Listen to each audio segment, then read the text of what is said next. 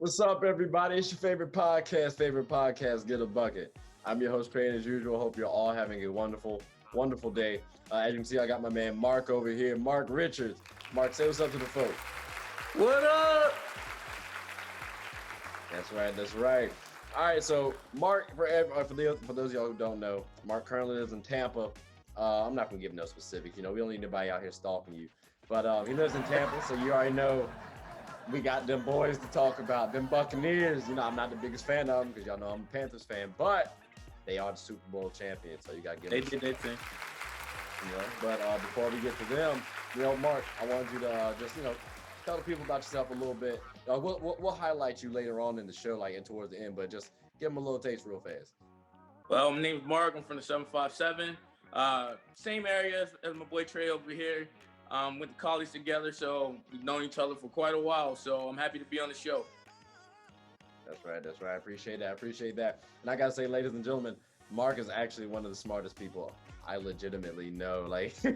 He's one of the wildest too, so it throws you off real talk. I remember finding out about his GPA, and I'm like, Mark?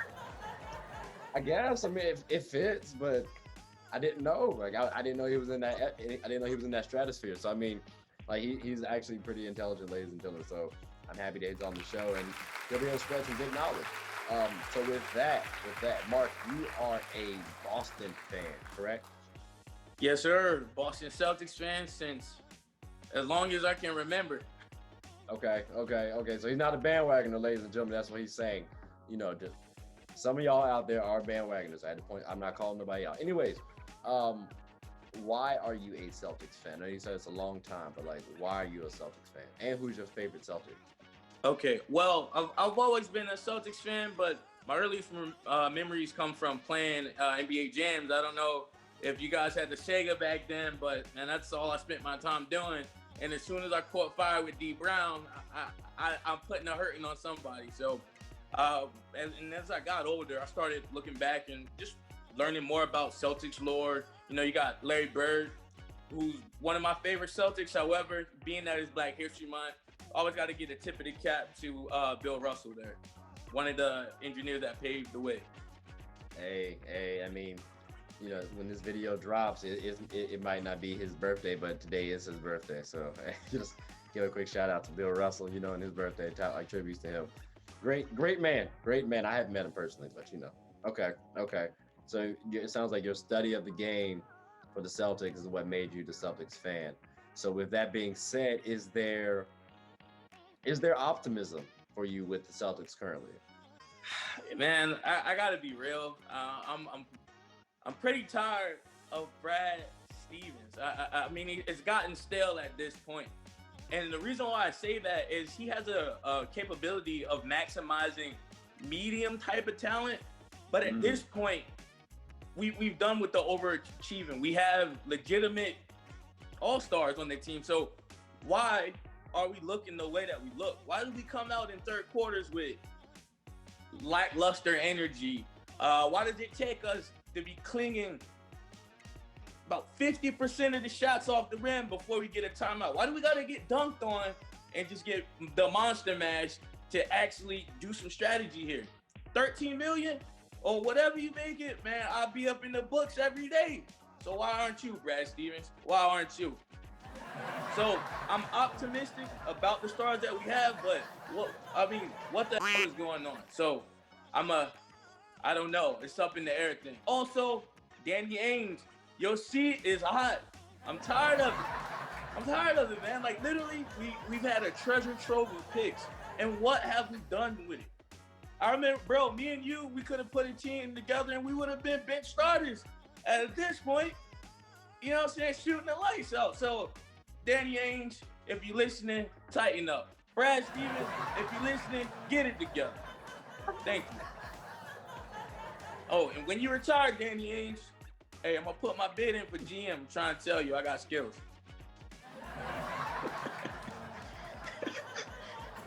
I just got to vent there. That's hilarious. Nah, I let you have it. It was hilarious. Oh, my God. So you think... So, okay. I think you're a bit harsh on Danny Ainge, but I also understand where you're coming from, too, though. Because you are absolutely right. You guys have had a multitude of picks, and you could have finessed some of those picks, some of those players that you guys had, such as Gordon Exactly. Hayward into Miles Turner. I think Miles Turner would have fit better with you guys. He's younger. He's actually a quality big man who is a defensive player of the year caliber, and he can play a little bit of offense as well. So I think we got a stretch five. Adding that with Jaylen Brown, Jason Tatum, I think that would have helped out with Kemba Walker too. So I mean, I do think they dropped the ball on that. Brad Stevens also didn't do a good job with the whole Gordon Hayward acquisition, where he tried to integrate Gordon Hayward after that injury. I thought he should have brought Gordon Hayward off the bench, let Kyrie, Jalen, and Jason be your three-man trio, and then let Gordon Hayward be that six-man. I think he would have been fine with that because he's not a selfish player. So I do agree with you. But I got to say, Brad Stevens has produced pretty well, and Danny Ainge has like given Brad Stevens tools to use. So I mean, like good tools to use. So that's why I say you are a bit harsh on both of them. But but to your point, like again, I say the same things as you, just not as harshly, because people try to like talk about, oh well, put all the blame on Kyrie when Kyrie was there and Kyrie messed you guys up. No, it was more to it than just Kyrie. Yes, exactly. Kyrie helped out, but it was way more to it. Like so, like that's what I said. I agree with you as well. So it sounds like that's the cons. Can you give me some pros? Can you give me some pros? The pros, I'm liking the development of Jason Tatum and Jaylen Brown's game. I mean, as you look at his stats every year, it has increased, even with his usage going up. So I'm very impressed with Jaylen Brown. I'm also impressed with Peyton Pritchard. He was drafted 26 when a lot of people had him pegged in the second round. And even I thought it was a stretch at that time. So I was a little upset, but he's been producing, man. So tip of the cap to Peyton Pritchard. He's keeping it going. Also, Semi Ojeleye, he just dropped 24 career high last night. And so even though it's taking him a while, he's starting to get it going. Hey, and I actually like Semi because, he's a Duke man. Well, he was, and then he left. But, I claim him because I didn't have no problems with him. I thought we should have kept him myself, but it is what it is. But, like, he started off slow in college. And I feel like it's been a similar thing as he got to the pros. But when he left Duke, he flourished. Like, when he got to that second half of his career in the college game, he flourished. So I think you're going to see Semi keep the improving.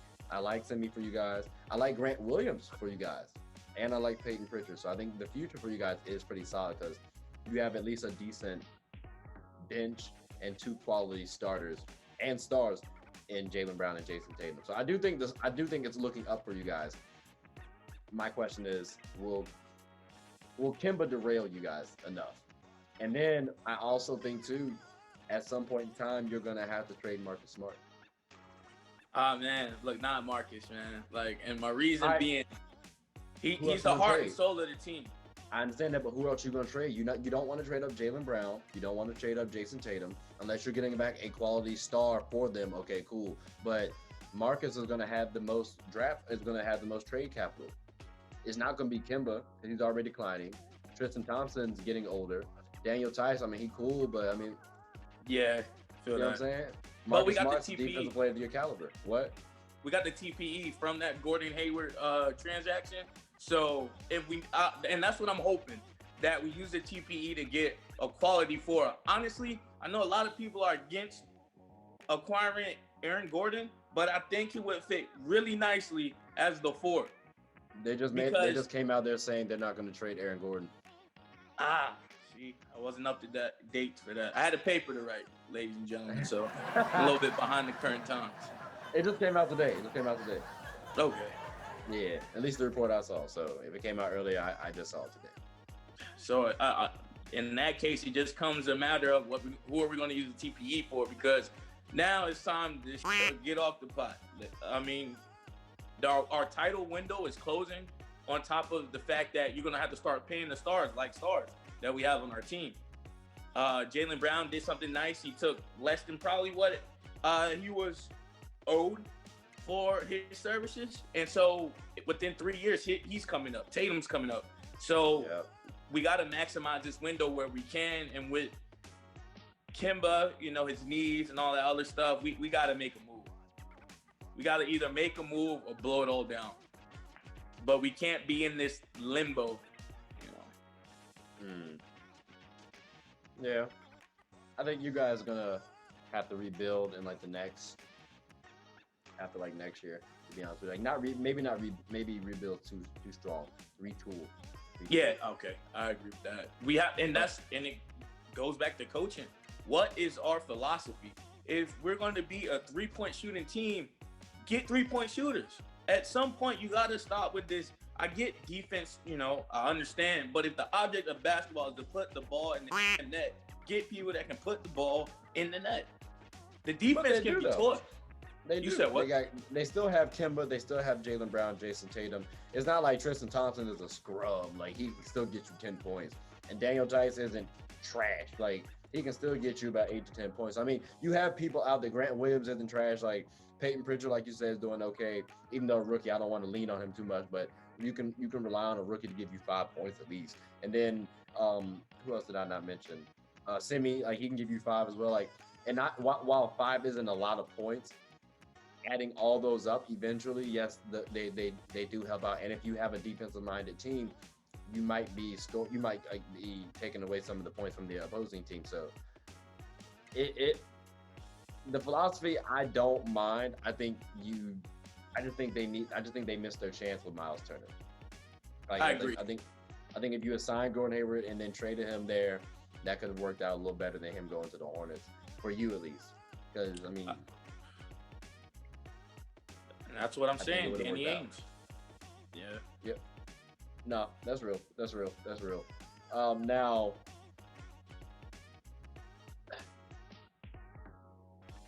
give me one person realistically that you want to see come to the Celtics.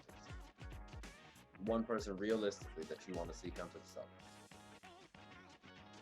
Honestly, and this is a stretch, but I'd say Lonzo Ball or John Collins.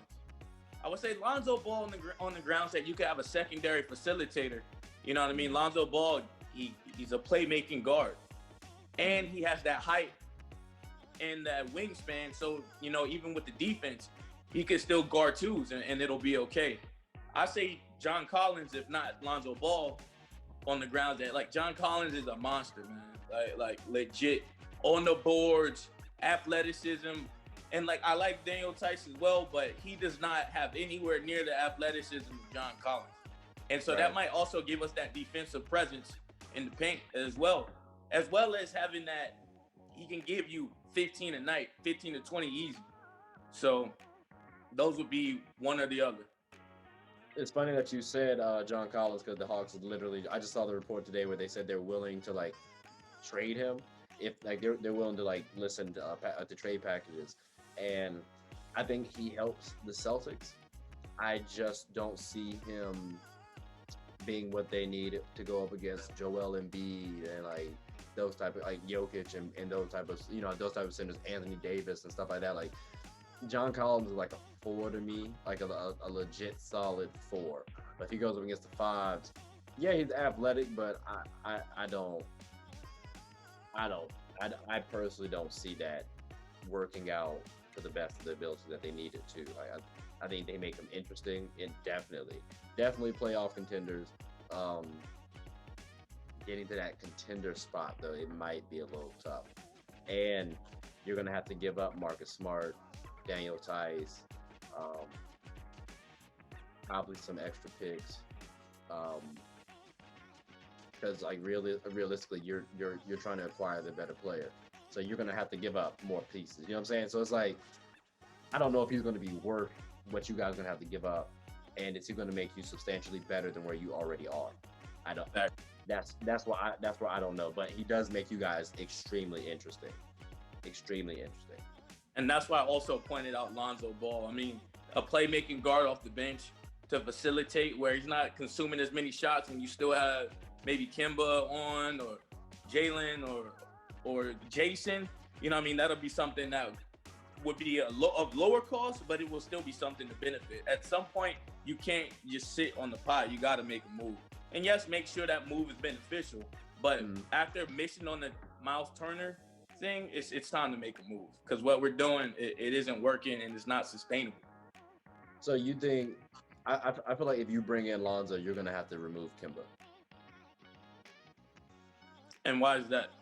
You mean So I salary already wise? I'm just talking about from a playing standpoint wise. Like Lonzo gives you a 6'6" point guard. So now if you pair that up with Jaylen Brown, Jason Tatum, the smallest person on your floor is 6'6" from the from your wing standpoint, basically. And now all of them can at least handle the ball decently. You can pretty much switch around as opposed to having Kimba and Lonzo on the ball on the floor at the same time. Well, then now that means Jaylen Brown's got to play the three, which he can. Jason Tatum can play the four, but now they're going to be out rebounded. And then you still have the issue of Kimba having to guard people at the end of the game, which that for me is going to be a big issue. So I'd rather bring in Lonzo and remove Kimba somehow, some way. Like that's going to be the tricky thing is like, how do I remove Kimba? If you can do that, then great. Like I never liked the idea that you guys got rid of Kyrie. I thought you should try to keep him, and hopefully it work out. I understand why you let it go, but from a talent perspective, Yeah, Kimba's not going to get that job done. Like I think you guys missed your window with Kimba personally. You're on your final last leg with Kimba before it doesn't work out anymore. yeah. Well, I guess we'll have to see. I mean, but all I know is that TPE needs to be used. So that's my final verdict on the state of the Celtics. Use the TPE, Danny. Go ahead and do it. Yep. That is an option. That is an option for this traded player exception, ladies and gentlemen, as you can see on the screen.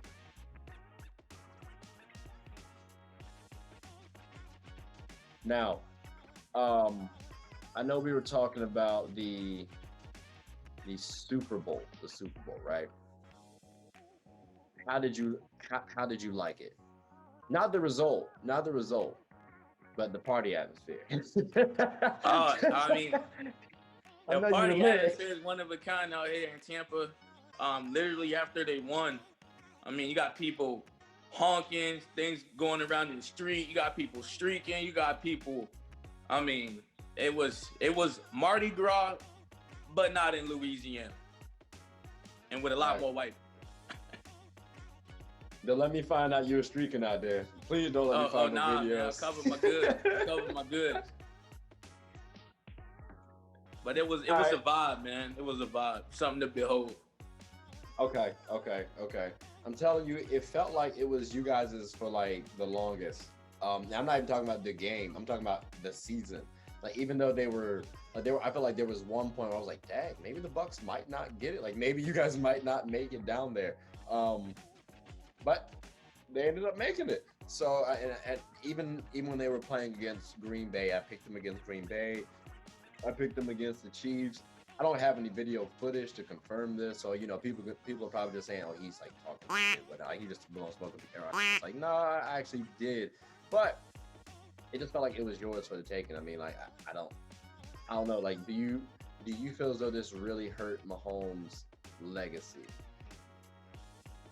Well, let me preface all this by saying, ladies and gentlemen, I am a diehard Cowboys fan.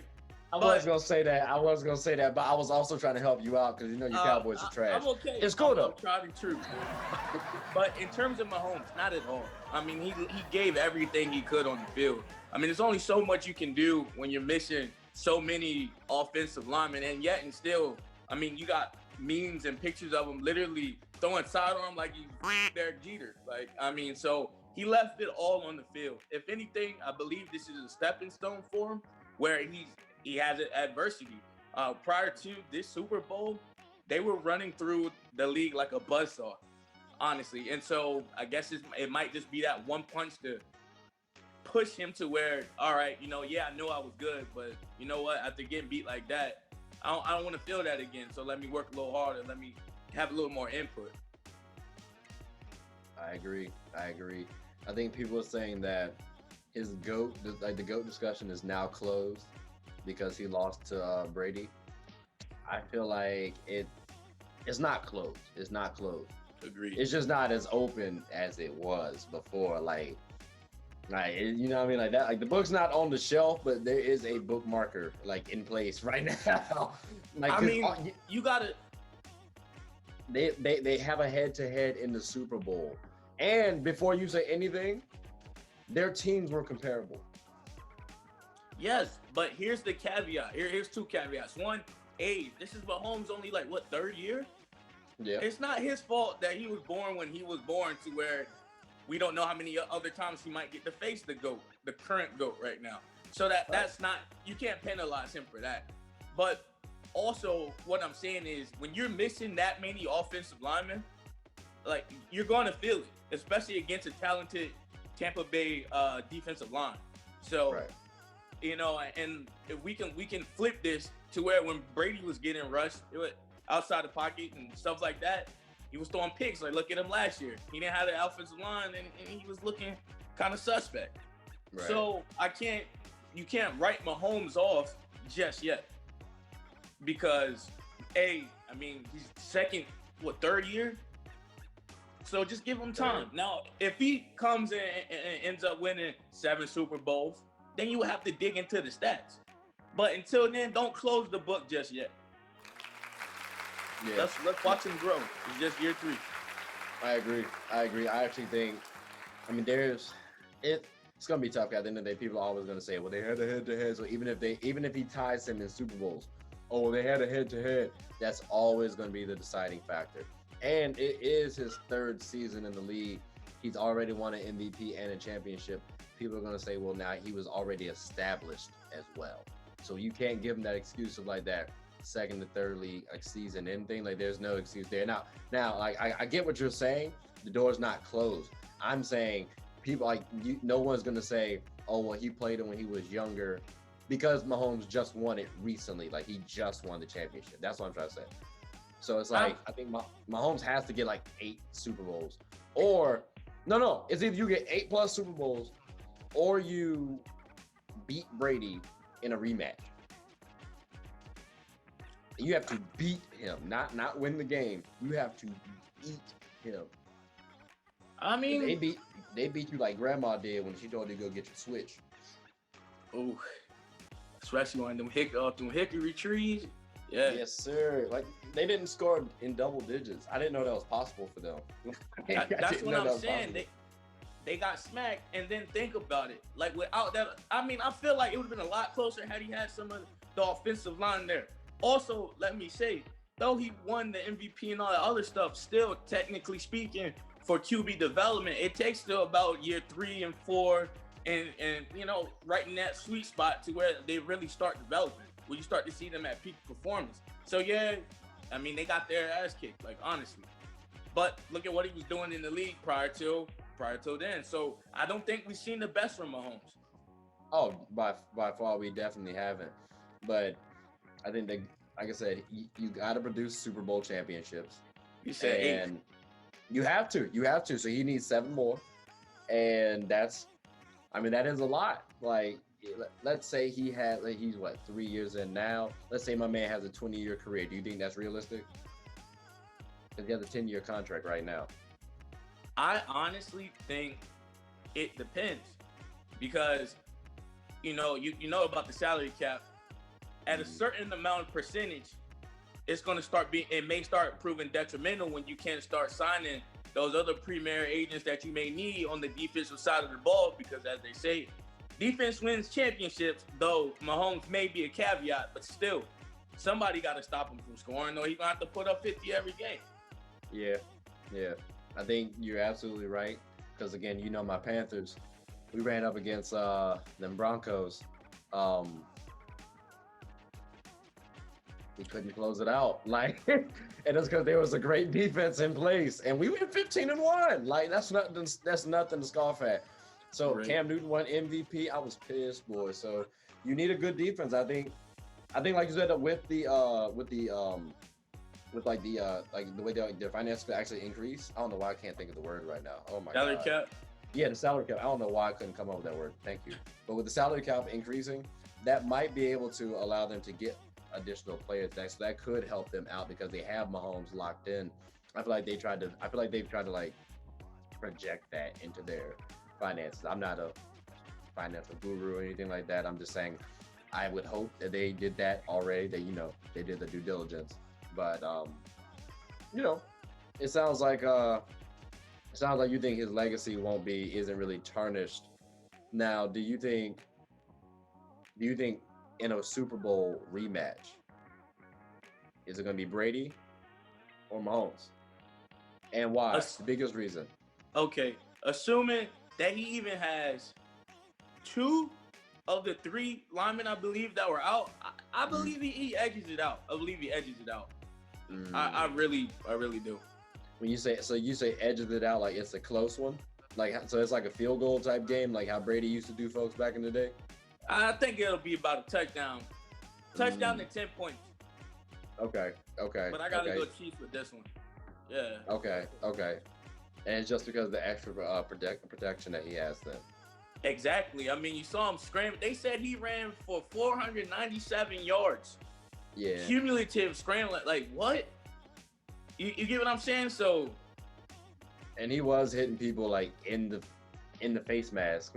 Like exactly. getting tackled. Like I'm like, oh, that is pretty tough though. I gotta give him credit. Like the accuracy is on point. Like Facts. it was astonishing. It was astonishing. I will say that.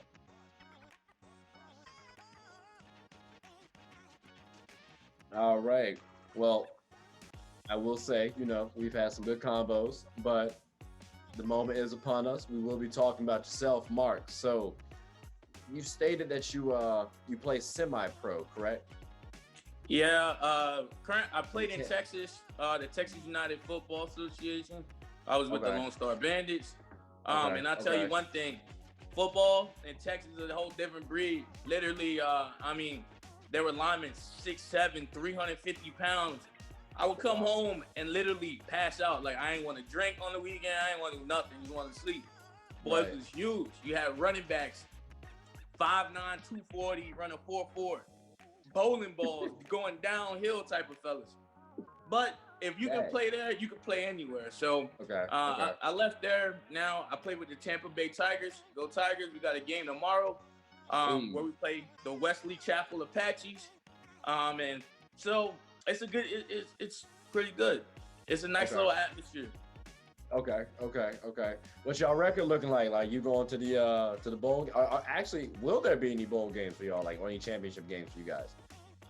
Yeah, there was one last year. I had just got here, so I got to the team late, and Okay. they had my team had lost in the conference semis. Okay. But this year, yeah, we looking to go to the ship. Our record right now is 0-0 just because we had a game scheduled last week, but due to COVID and other issues like that, they had to cancel. But this week, with the game being home, no excuses. We already got things lined up. So looking forward to it. I play fullback and I play D-line, so I'm ready to cut loose. Okay. Okay. I was just about to ask, like, what's your favorite position? Like, not favorite position. Like, I know you're a defensive minded football player. I was gonna ask what was your position, and then also, do you see yourself getting into like coaching anytime with football? Well, my favorite position, honestly, is always going to be fullback, just because literally it suits my body. 5'9", 240. You get the leaning on somebody like Jerome Bettis, you know what I'm saying? It feel good. Versus being 5'9", 240, and the average offensive lineman is already 350 plus 2 cheeseburgers, you know? So that weight difference, it takes less of a toll on my body. In terms of coaching, I feel like I could if I had the time to do it, or if I have kids, like I'd make sure, just because defense is what comes naturally to me, though. So I could see that at some point if I had time. Okay. I feel you on that. Now, how long do you plan on doing the semi-pro, out of curiosity? Honestly, I might play just about 2 more years, 2 to 3 more years, just because, once I get my degree, I'm gonna be doing something else, Right. and that is something that's near and dear to my heart. Football is too, but Father Time comes and takes all of us. You wake up with aches and pains, like, man, where the hell did that come from? Just sounded like a symphony of cracks. What? Yeah. Sounded like bubble wrapping. So, yeah, we'll see. We'll see where it takes me. But I know once I get my master's, that is gonna be more so the primary focus of what I'm doing. Okay, okay. And I know you're in the strategic sourcing analyst. I know that's your role at USF. So is your master's degree going to be anything in regards to that? Like, is it going to be furthering your career in that, or are you going to do something different with your master's? Something completely different. Honestly, my strategic sourcing analyst role, Mm, I'm good with numbers. My undergrad was in economics, so you put some numbers in front of me. I mean, I can get you some analytics. mm, And also, but my master's is in urban and regional planning, okay. and that's something that, ironically, in my childhood, I circled around to. When I was little, I used to get on the Sims game where you could build cities. It was like Sims Yep. 2000 or something. I remember Sims very And much. yeah, and so I dropped that, and then I found that this was a major that they were offering, and so it lined up with some of my personal goals because I want to be in a position where I can help impoverished countries. I want to be able to help some alleviate some of their planning issues, or just be a help to someone else. You know what I mean? Okay. There's a lot of impoverished communities in America as well as abroad that don't have that um, educational capacity in terms of how to build cities or how to build sustainable cities, where they're experiencing all these physical vulnerability events and they have no idea of how to mitigate those events. So to be in a position where you're actually making a difference, you can see every day. That Right. would be something that's rewarding to me. Okay. Okay. No, that's definitely respectable. That is definitely respectable. Um, was there any specific motivation? Like, was there any one instance that made you say, "Hey, I definitely want to like go this route," or is it just you just always known this was it? Like, this always been your passion since you were a kid? Well, it's a little bit of both. I mean, growing up, grew up in some rough neighborhoods, man. So you see a lot of poverty, you see a lot of struggle, you see a lot of just misery. And so Mm, being in a position where you can call the shots to alleviate said misery, like think about right. it. We see a lot of liquor stores on the corner in the hood. But Mm-hmm. it's the planner that gets to review those permits to say, hey, no, or hey, yes.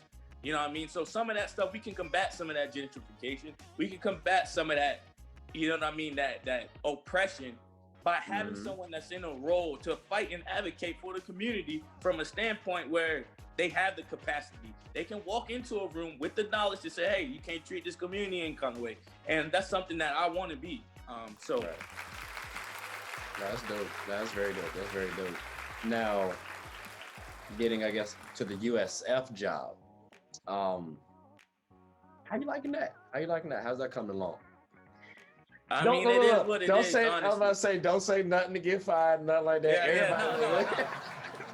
Just don't tag USF in the book.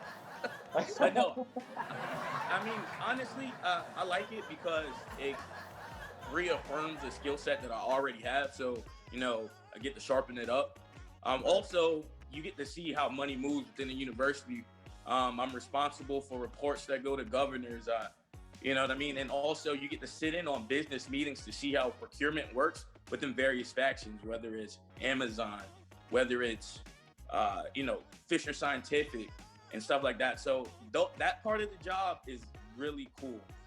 Also, I like the latitude that I have with just, hey, here's a task. I don't care how you get it done. It needs to be done here. Hey, just go. I like that. I've never liked being micromanaged. So the fact that Mm, I have bosses that are like, hey, look, this is what I need from you. Just turn it in. I love it. Also, I get to work from home. And so right now, that is the best thing ever. So definitely. Definitely. Like working from home is such a great luxury, man. Oh my God, it's very helpful. So the fact that you're able to find a good job that allows you to do that, that's definitely Howard, commendable. welcome to All Tech Lansing. yeah. All right, got you. Um, so is there a ultimate goal that you have? Like, is there like one big dream for Mark? Bro, honestly, I just I want to get to a place where I can get this planning thing going, where I'm able to make those contacts and just build a creative foundation where I can even teach others, because it takes a community to, raise a kid. So maybe there was another kid from a whole nother community that didn't even know this thing existed, and they want to help their community too. So I would like to build a foundation or some type of facility where I'm, help other countries, as well as helping, train the future. So that's one of my goals. Also, honestly, I want to get wealthy enough to where I can get a second home, like somewhere, whether it's the islands or whatever. Because at some point you gotta look back and be like, hey, I did something. Like something was accomplished here. Like, hey, it's the summertime. I'm feeling fine. Let me go cop a flight right quick. Exactly. Get away from it. Exactly. Where you can go and chill with your side pieces. I'm joking. By the way, it's cool. It's no cool sign. Nah, nah, but seriously though, like I agree with you. That's the whole having a second house thing, just helping other people. I definitely commend that. That's a nice little lifestyle to have. And I definitely wish you the best. Like I think you can actually achieve that too. You have the knowledge to do so. You definitely have the energy and passion. So I mean, I'd be surprised if you didn't, to be honest. So I mean, like I said, ladies and gentlemen, I'm not blowing smoke either. Like I've always stated, this man is smart as hell, wild as hell too, but like smart nonetheless. So that'll turn out pretty decently. So especially when you got your company holding you down, it's you stay grounded. oh yeah, facts, big facts. Hey bro, you already know you're gonna be in the loop, man. You know you're gonna be in the loop. I'm like, hey, come on down here, boy, I got you. Bad. Easy. Well, all right, ladies and gentlemen. Mark, thank you for coming on to the show. I really do appreciate it, bro. Do you have anything you want to say to the folks before we head on out? Nah, I just want to say, hey, that's what brothers are for. I mean, I'm always one. I look out to my people. If we bros for life. And everybody out there, thanks for having me. I hope you continue to tune in on the show, and I hope I'll be back. Hey, I hope you will. So I hope you will too. Well, all right, everybody. That's all the time we had. So, hit that subscribe button. Tell anybody who's anybody, and we'll see you later on. All right, see y'all.